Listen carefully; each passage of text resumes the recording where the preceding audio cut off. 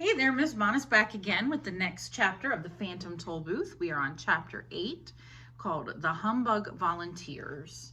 Remember in chapter 7, Milo and Talk were taken to a fancy banquet at the palace, and they learned that they literally had to eat their words. Whatever words they used in their speech, that's what they were given to eat at the banquet.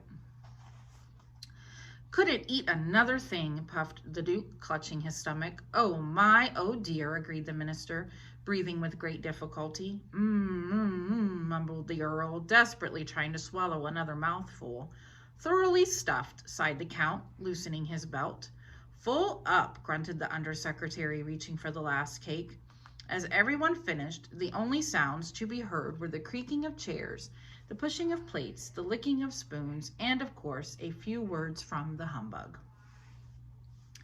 A delightful repast, delicately prepared and elegantly served, he announced to no one in particular.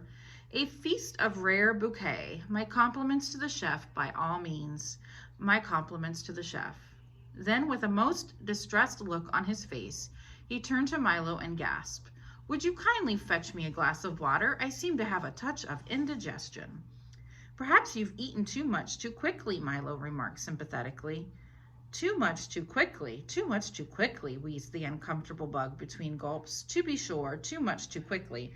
I most certainly should have eaten too little too slowly, or too much too slowly, or too little too quickly, or taken all day to eat nothing, or eaten everything in no time at all, or occasionally eaten something any time, or perhaps I should have. And he toppled back, exhausted, into his chair and continued to mumble indistinctively. "Attention! Let me have your attention!" insisted the king, leaping to his feet and pounding on the table. The command was entirely unnecessary for the moment. For the moment he began to speak, everyone but Milo, Talk, and the distraught bug rushed from the hall, down the stairs, and out of the palace. "Loyal subjects and friends," continued Azaz, his voice echoing in the almost empty room, "once again on this gala occasion we have—" "Pardon me," coughed Milo, as politely as possible, "but everyone has gone." "I was hoping no one would notice," said the king sadly. "It happens every time." "They've all gone to dinner," announced the humbug weakly, "and just as soon as I catch my breath, I shall join them." "That's ridiculous. How can they eat dinner right now after a banquet?" asked Milo. "Scandalous," shouted the king. "We'll put a stop to it at once. From now on, by royal command, everyone must eat dinner before the banquet." There they are. "But that's just as bad," protested Milo. "You mean just as good," corrected the humbug. "Things which are equally bad are also equally good.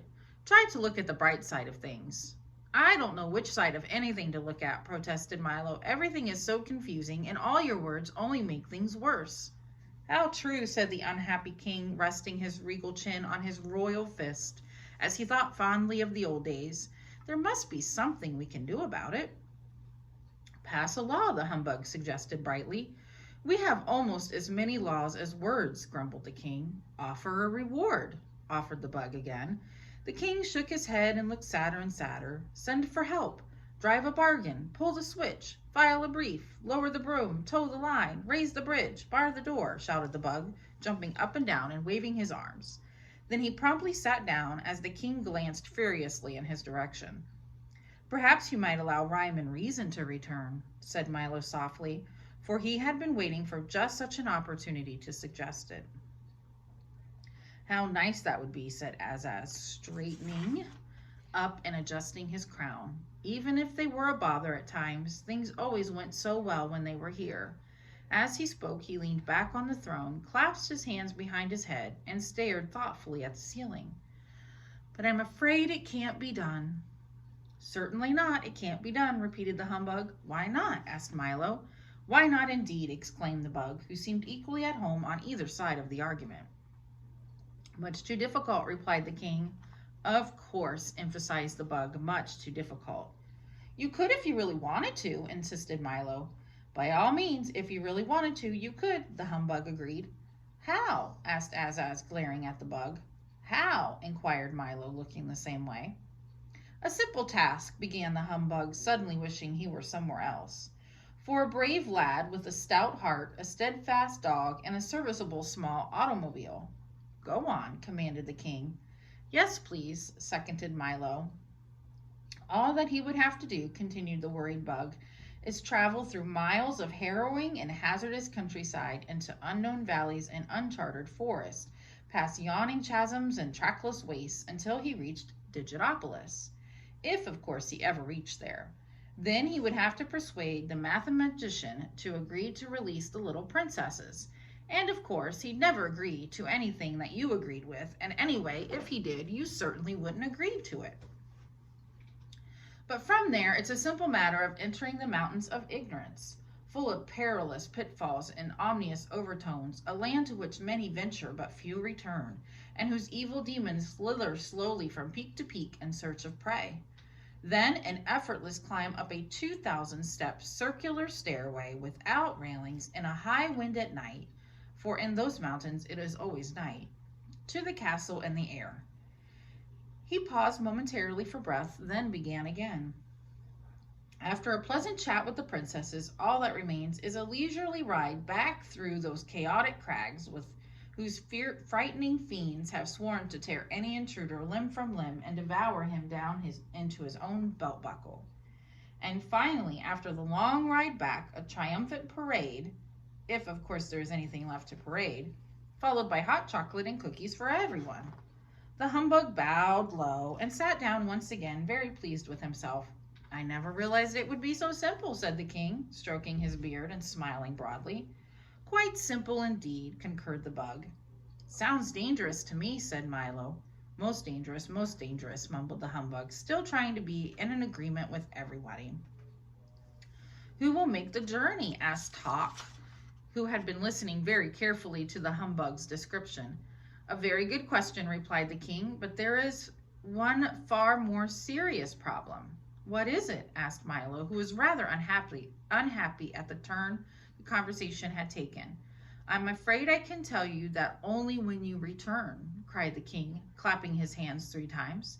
As he did so, the waiters rushed back into the room and quickly cleared away the dishes, the silver, the tablecloth, the table, the chairs, the banquet hall, and the palace, leaving them all suddenly standing in the marketplace. Of course you realize that I would like to make the trip myself, continued Azaz, striding across the square as if nothing had happened.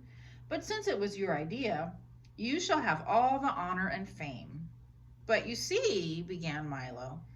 Dictionopolis will always be grateful, my boy, interrupted the king, throwing one arm around Milo and patting Talk with the other. You will face many dangers on your journey, but fear not, for I have brought you this for your protection.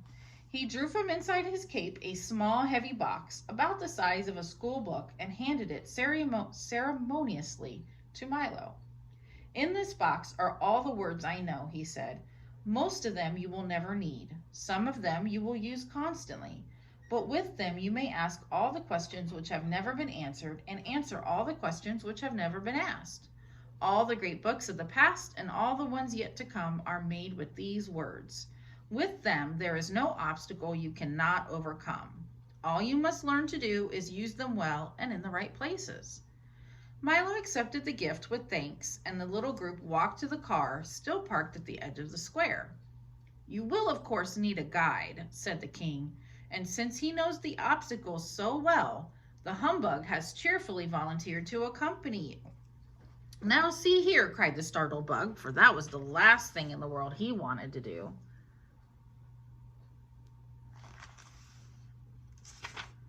You will find him dependable, brave, resourceful, and loyal, continued Azaz, and the humbug was so overcome by the flattery that he quite forgot to object again.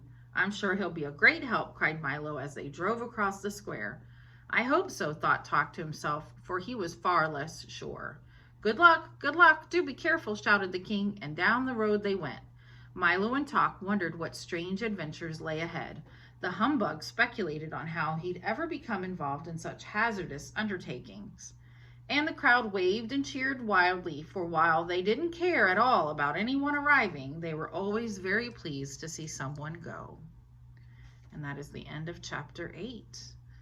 So where are they going to go? What's their mission? Tell me in the comments below. Thank you.